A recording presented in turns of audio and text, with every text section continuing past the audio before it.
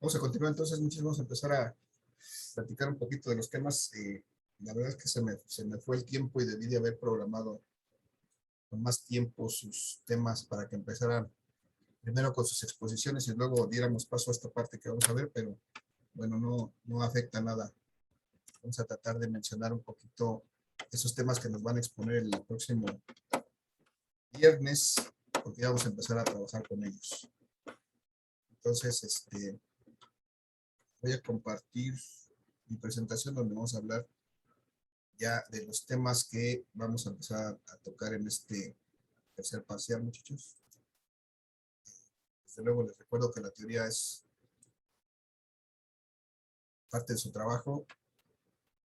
Yo aquí voy a ver la parte más práctica de este tema. Entonces aquí ya tenemos, muchachos, la presentación que nos habla del tema que es este tercer parcial, que se llama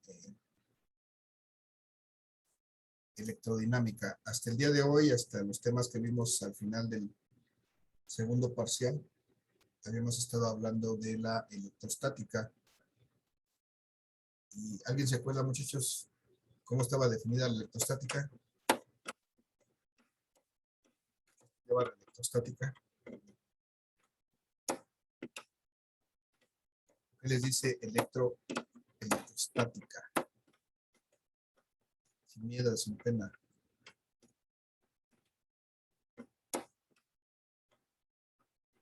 ¿Es la ciencia que estudia las cargas eléctricas que están en reposo? Reposo, muy bien, habla de las cargas eléctricas en reposo. Entonces, consecuentemente, electrodinámica, ¿a qué se referirá? ¿Qué les suena electrodinámica? Tal vez lo mismo, pero las cargas que están en movimiento.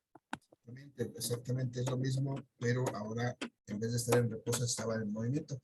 Aunque realmente en la electrostática también había un movimiento de las cargas, pero el movimiento era muy reducido, muy corto tiempo, de un cuerpo a otro simplemente, y una vez que habían pasado las cargas de un cuerpo a otro, pues ahí se quedaban almacenadas, ya no se seguían moviendo.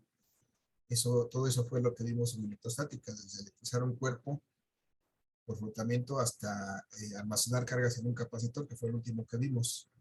Pero ahora vamos a hablar de electrodinámica. Efectivamente, como nos dice Jocelyn, como nos decía antes ¿no, compañero? Esa es la diferencia. Electrodinámica, ahora vamos a hablar de cargas eléctricas, pero en movimiento. Y en un movimiento continuo. Esto es a lo que se refiere este estudio de la electrodinámica. Muchachos, ¿ustedes ubican, alguien conoce estos elementos que están en las imágenes? ¿Saben qué son? ¿Los han oído nombrar? ¿Los han visto?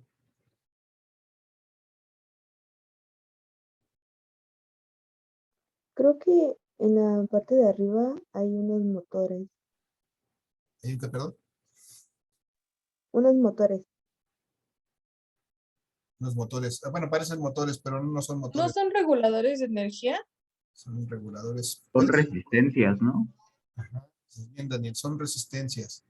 Parecen, por la forma, podrían parecer motores, pero la verdad es que son como perillitas que se pueden mover.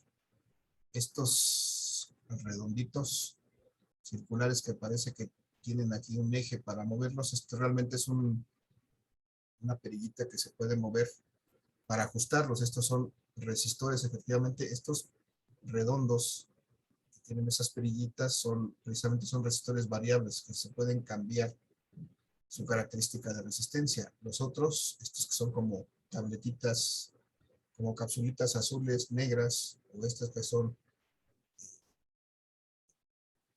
como cuerpos alargados, son resistores fijos, un valor fijo. Y estos que tienen manera de mover son variables, son resistores, pero todos son resistores o resistencias, así le denominamos de manera común. Y entonces, estos son los elementos que vamos a utilizar en los próximos días que vamos a estar estudiando, porque estos aprovechan unas propiedades de los materiales, que es la de oponerse al paso de la corriente para lograr sus efectos, ya sea que sea específicamente pues lo que nos produce este elemento es disipar calor, generar calor, o el efecto que produce al introducirse en un circuito, que es limitar el paso de corriente eléctrica o generar por ahí algunos otros efectos que vamos a estar estudiando. Entonces, efectivamente, muchachos, esto que está aquí se llaman resistores o resistencias, así nos vamos a referir a ellos, y es lo que vamos a estudiar en esta parte del curso.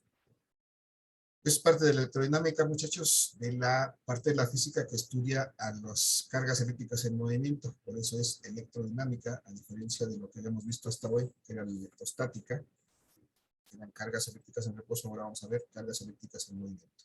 Bueno, por ahí ustedes lo van a leer en su lectura que ya tienen para realizar su mapa conceptual mental o resumen lo que sea de su agrado. Y el día de hoy vamos a empezar a ver algunos conceptos relacionados con esta electrodinámica que van a servir pues, de base para llegar al análisis del circuito eléctrico y del comportamiento de sus variables.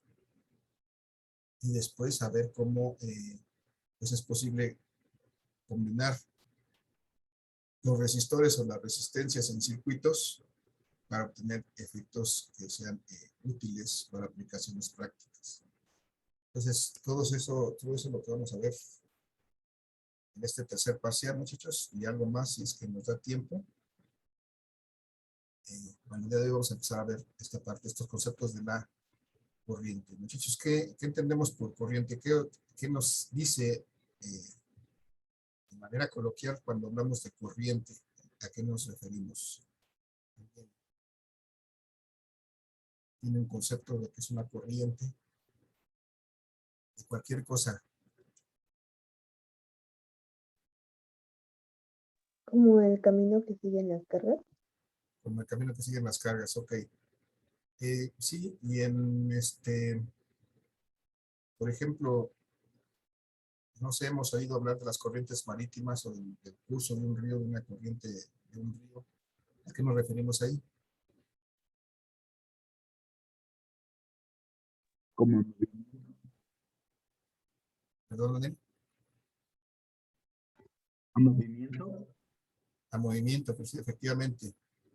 Cuando hablamos de corrientes, por ejemplo, corrientes marítimas, hablamos de cómo se mueven pues, ciertas partes del agua en una cierta dirección.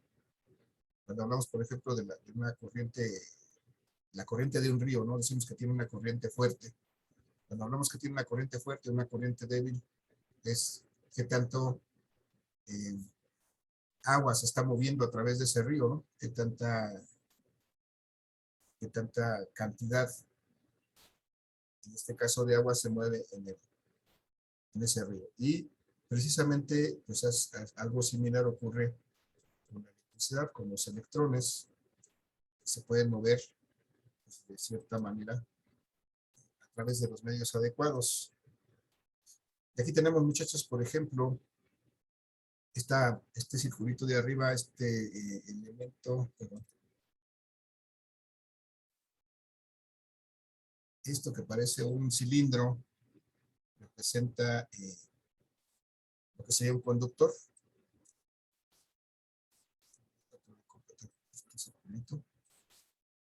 Y un conductor pues prácticamente se comporta como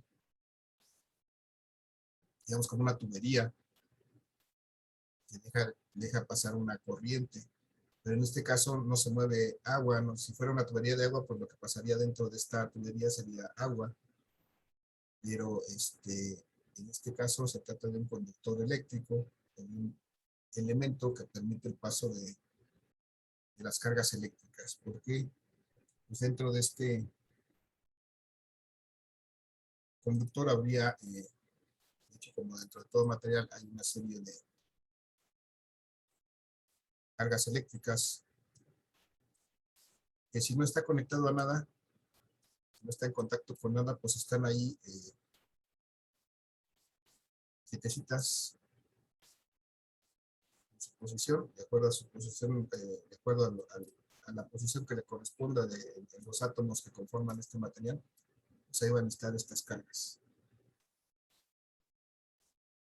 Y ustedes, desde el principio de este curso, vimos que la materia tiene ciertas características. Una característica de la materia es que su estado natural es ser eléctricamente neutra, es decir, tiene un equilibrio de cargas eléctricas positivas o negativas. Estos son electrones que están ahí dentro de este material, que, los que están ahí forman parte de este material y están ahí, desde luego, internamente o alrededor de sus núcleos, de esos átomos, se están moviendo, pero nada más ahí. No hay movimiento a través del material de estas cargas eléctricas. No se van a otro lado, no se van a otros átomos, simplemente están formando parte de su átomo original. Muchachos, ¿qué podemos hacer para hacer que estas cargas se movilicen? ¿Qué hemos visto de los conceptos que hemos visto antes? ¿Qué hacemos para lograr que las cargas se muevan de un lugar a otro? ¿Alguien se acuerda?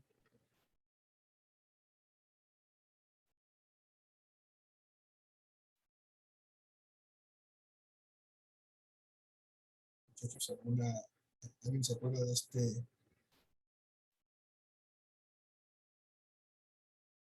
qué hacíamos para poder movilizar las cargas, por ejemplo, para cargar un capacitor? ¿Qué teníamos que hacer? Ponerle una carga, un voltaje. Si no te escuché, Dani, si me repites. Un voltaje. Ponerle un voltaje, precisamente.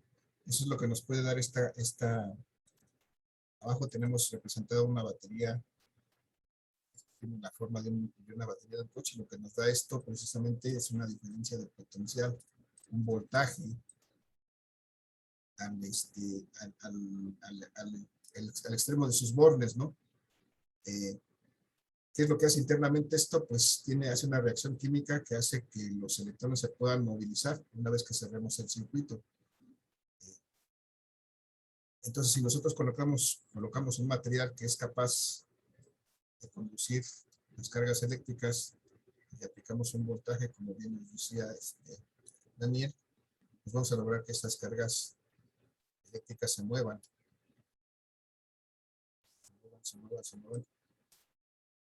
De manera continua, en este caso, van a empezar a moverse estas cargas eléctricas pues, en una cierta dirección.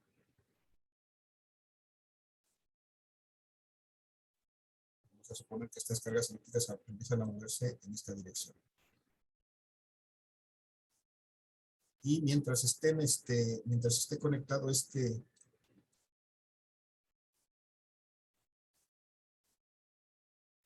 fuente, en este caso esta batería, que es una batería de un coche, podría ser un generador, podría ser una fuente, algo así como lo que tenemos en el laboratorio, pudiera ser, por ejemplo, el cargador de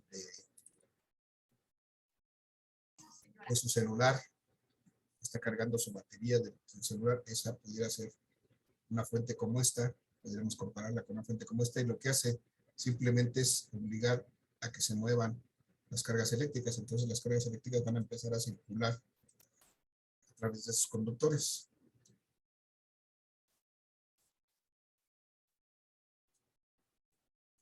Van a empezar a moverse. Van a pasar a través de la fuente y van a regresar del otro lado del material. Van a volver a entrar material. Y van a estar circulando de manera permanente.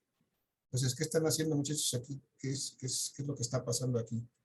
¿Qué hay aquí? ¿Qué se logra cuando se conecta esta diferencia de potencial, esta fuente de voltaje, este voltaje a este material que permite que las cargas se muevan? ¿Sabe cómo se le llama esto? Este movimiento continuo de las cargas eléctricas.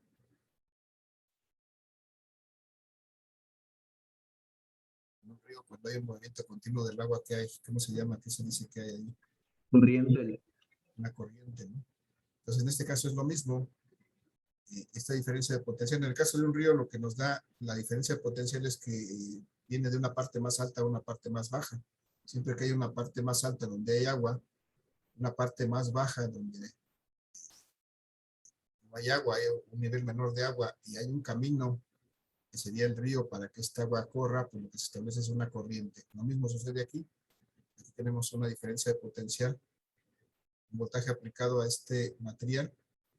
Entonces, cuando nosotros le aplicamos una diferencia de potencial, obligamos a que las cargas eléctricas se muevan y eso establece precisamente una corriente. Una corriente, en este caso, una corriente eléctrica. Una corriente eléctrica que vamos a simbolizar con la letra I. Esa es el símbolo que nos representa el movimiento continuo de estas cargas eléctricas a través de este material. Siempre que este voltaje esté aplicado a los extremos de este material, vamos a lograr que estas cargas se estén moviendo de manera permanente. Todo el tiempo van a estar aquí moviéndose. Una vez que abramos, si nosotros abrimos este circuito, pues va a dejar de existir esta diferencia potencial y estas cargas vuelven al reposo. Entonces, se vuelven a quedar quietas, vuelve a quedar el material como estaba originalmente y deja de haber esta circulación de corriente. Pero entonces, aquí lo que nos va a interesar ahorita es precisamente esta circulación de corriente. Bueno, ya la definimos así. Como este movimiento de electrones, para que haya este movimiento de electrones, desde luego debe de haber un voltaje o una diferencia de potencial que fuerce este movimiento de los electrones. Es decir, esta diferencia de potencial es la que hace que estos electrones se muevan. Si no existe esa diferencia de potencial, no hay posibilidad de que estos electrones se muevan. Y entonces, bueno, ya definimos el primer concepto que se llama la corriente eléctrica. La corriente eléctrica la representamos con una letra I, la medimos en una... Bueno, ahorita vamos a ver cómo la medimos. Y ya está. Entonces, ¿cómo se determina esta corriente eléctrica? ¿De qué depende, muchachos, esta corriente eléctrica? Ya vamos a hablar de manera matemática.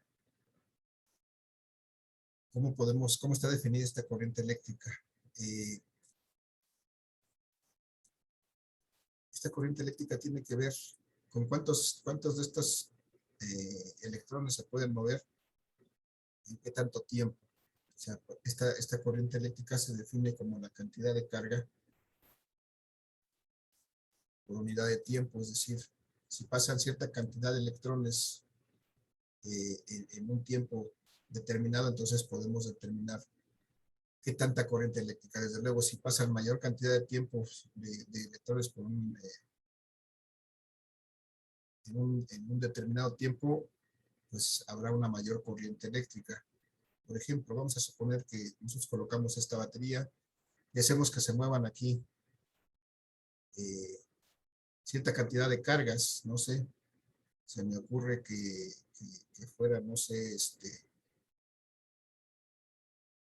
tantas cargas como 5 coulombs, por ejemplo. Tantos electrones como 5 coulombs.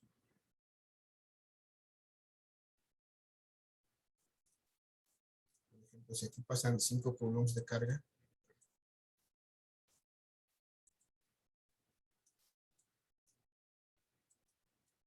y esos 5 coulombs pasan, por ejemplo, en 2 segundos,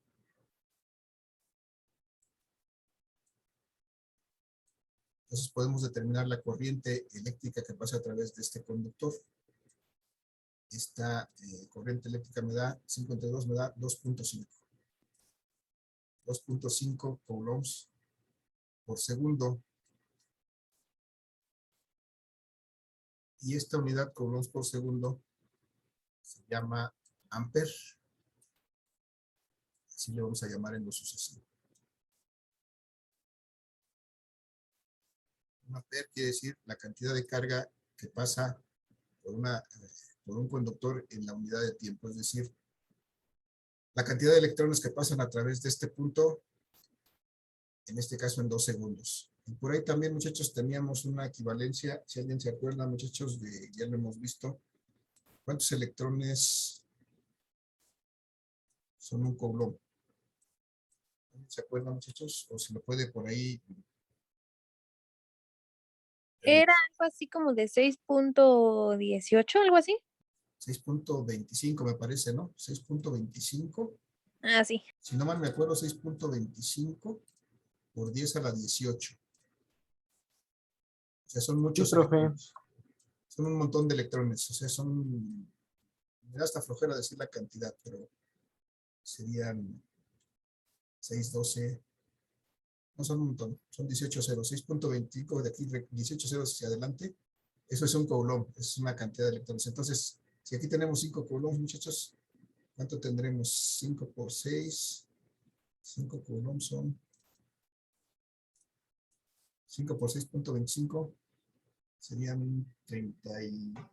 31.25 por 10 a la 18.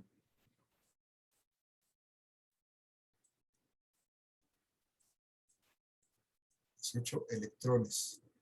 Es decir, para que nosotros tengamos una corriente de 2.5 amperes, por aquí, por este conductor, en este punto, a lo mejor el punto que pongamos como referencia por aquí, deberán de pasar 31.5 por 10 a la 18 electrones en 2 segundos, en dos segundos. Cuando eso sucede, entonces podemos decir que aquí hay una corriente eléctrica de 2.5 amperes. Entonces, aquí estará, si esto ocurre en 2 segundos, pasan 31.25 por 10 a la 18 electrones, entonces aquí tenemos una corriente de 2.5 amperes. Entonces, bueno, esa es la definición, muchachos, de este primer parámetro que se llama la corriente eléctrica. Es la relación entre la carga que pasa por un conductor en la unidad de tiempo, o la carga entre tiempos es la corriente. 5 coulombs por 2.5 por 2 segundos son 2.5 amperes. Muchachos, primer concepto de corriente. ¿Alguna duda, pregunta? ¿Cómo podemos determinar la corriente a partir de la carga? ¿Qué significa esa carga? Pues que pasan todo este montón de electrones pasa por aquí, en este tiempo. ¿Alguna pregunta, duda, comentario? No, profe. ¿No?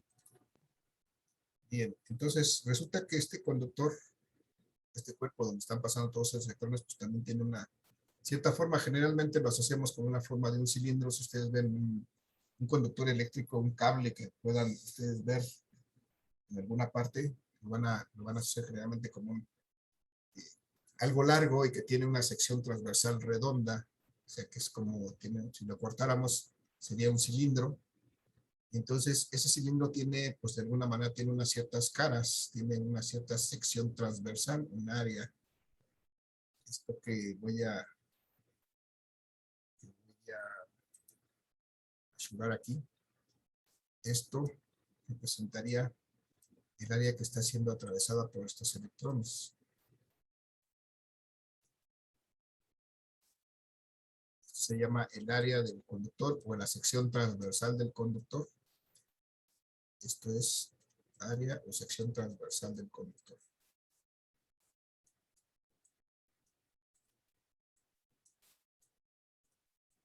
Si escuchamos por ahí hablar de la sección transversal, eso es a lo que nos referimos. Si nosotros cortáramos un conductor, podríamos ver esta sección transversal, que dependiendo desde luego de la forma que tenga el conductor, pudiera ser no un cilindro, pudiera ser otra, pero generalmente es una forma cilíndrica. Pues lo que vemos en esta sección transversal sería un círculo. Bueno, aquí está ya simbolizada esta sección transversal. Normalmente la sección transversal pues vamos a representarla con la letra A de área. Y entonces, un segundo concepto que podemos definir a partir de esto se llama la densidad de corriente eléctrica.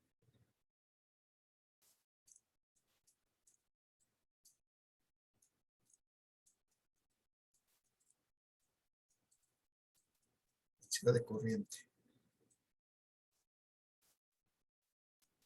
Desde luego aquí estamos hablando de electrones y de electricidad. Ya voy a obviar la palabra eléctrica, pero estamos ciertos de que estamos hablando de la densidad de corriente eléctrica, ¿no? Bueno, voy a ponerla para en lo sucesivo obviarla. Siempre que hablamos de corriente, estaremos hablando de una corriente eléctrica. La densidad de corriente eléctrica, muchachos, está definido simplemente como la cantidad de corrientes. Bueno, para empezar, la densidad de corriente se representa con una letra J mayúscula. letra J, y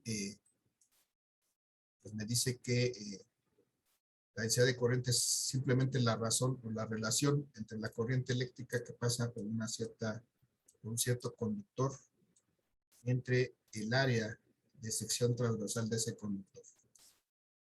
Es decir, si podemos sacar la relación entre la corriente que pasa por este conductor entre el área que está atravesando este conductor, vamos a suponer, muchachos, que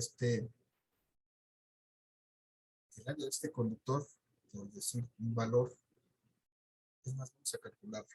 Vamos a suponer que este conductor tuviera, vamos a hacer algo que fuera muy grande, este tuviera un radio de 1 centímetro, por ejemplo.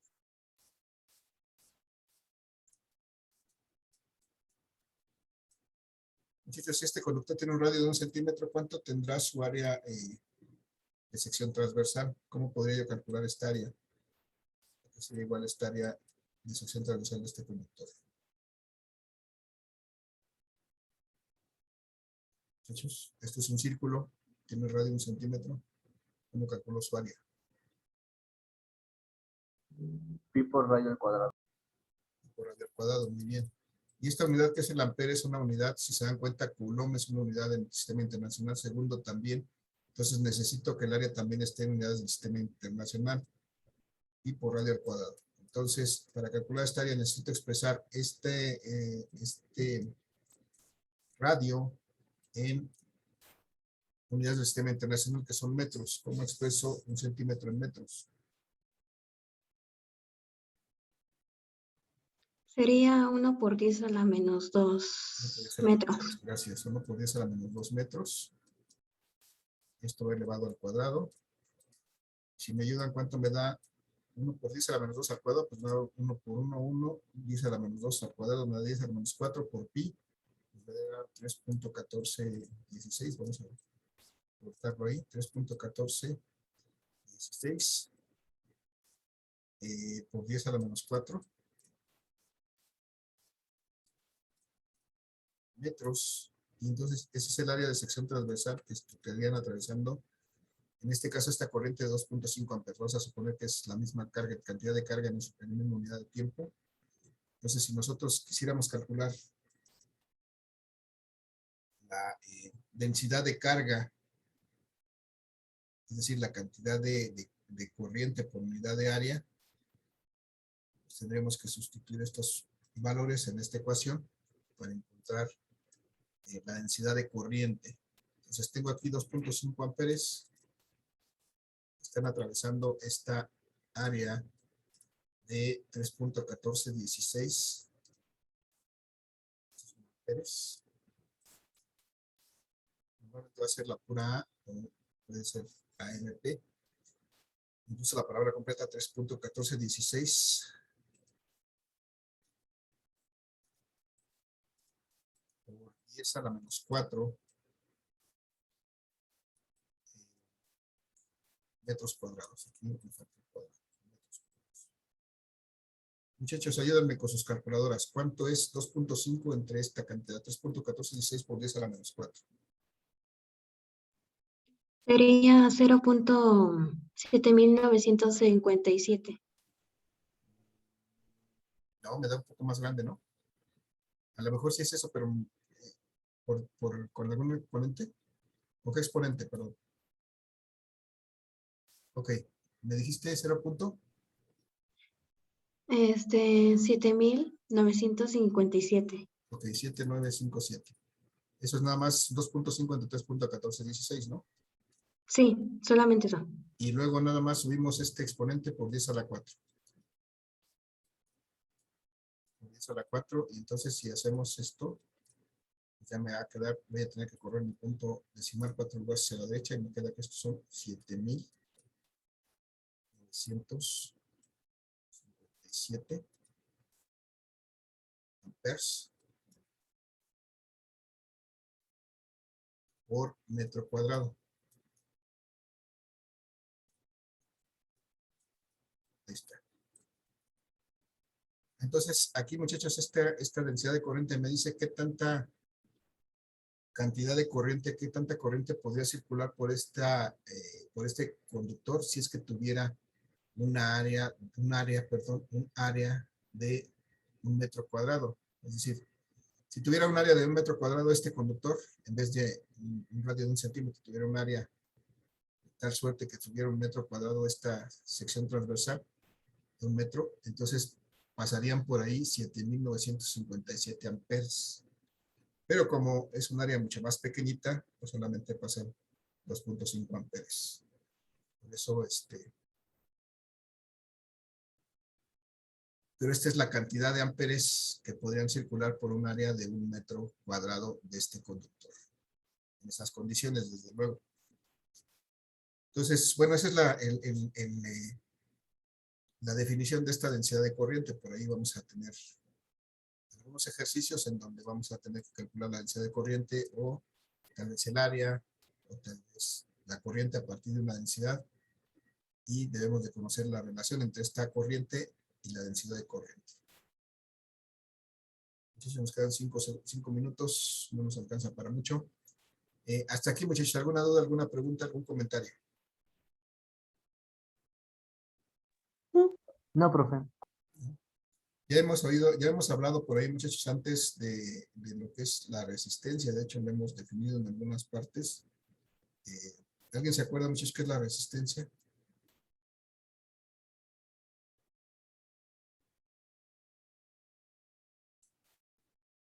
Sí hemos hablado de ello, no me acuerdo. Sí, ¿no? Es como la capacidad de un material a resistir que pase electricidad. Ajá. Es la oposición, efectivamente, de un material a que las cargas eléctricas se muevan a través de él. Por ejemplo, vamos a suponer que este conductor, que es como una manguerita, pues no fuera tan lisito por dentro, que tuviera por ahí algunas protuberancias. No sé, tal vez si lo comparáramos con una vena humana, que es también como una manguera, como una tubería, y las venas humanas se van llenando de grasita, ¿no? Por efecto de las malas costumbres. Entonces, cada vez le cuesta más trabajo a la sangre pasar a través de las venas, porque hay acumulación de grasa en las paredes de las venas. Es algo similar, ocurriría con la electricidad, pero bueno, naturalmente cualquier material pues opone cierta resistencia, tiene cierta oposición al paso de los electrones. No es que la deje pasar directamente y sin ningún problema. Entonces hay otro parámetro que vamos a identificar en este material, que se llama la resistencia eléctrica. La resistencia eléctrica es precisamente, como bien nos decía Jocelyn, pues una posición a que estas cargas se muevan más fácilmente, y esto va a depender de varias cosas. Va a depender, voy a dejar esto libre, pero bueno, vamos a ver si no me encimo demasiado. Va a depender de varias cosas. Por principio de cuentas, va a depender de cuál sea el material que esté aquí. Y este material pues va a tener una cierta característica, dependiendo de lo que sea, ¿no? Todo material tiene una cierta característica, se llama la resistividad. Esta resistividad pues es una característica propia de este material, como lo es, no sé, la dureza, como lo es su densidad, como lo es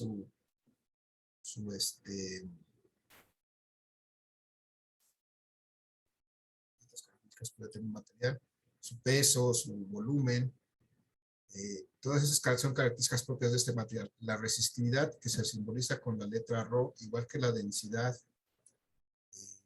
del material, igual que también lo vimos, por ejemplo, con la densidad de carga, se simboliza con esta letra Rho, la resistividad de este material. Va a depender también de la longitud, o sea, de qué tan largo es este material por el que circula una corriente eléctrica. Y desde luego va a depender también de esta área de sección transversal.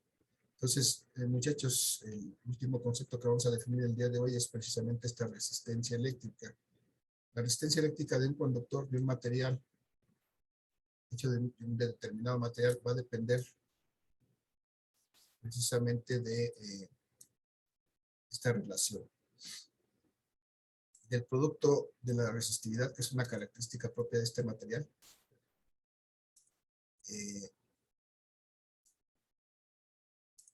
de qué tan grande sea este conductor y de qué tan grande sea el área de sección transversal donde puede circular,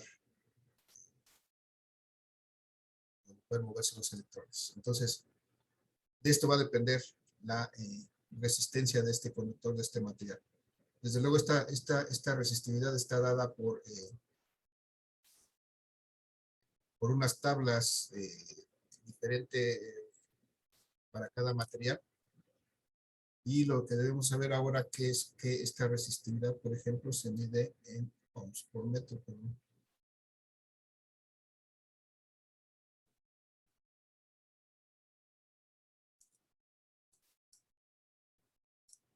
Ohms por metro.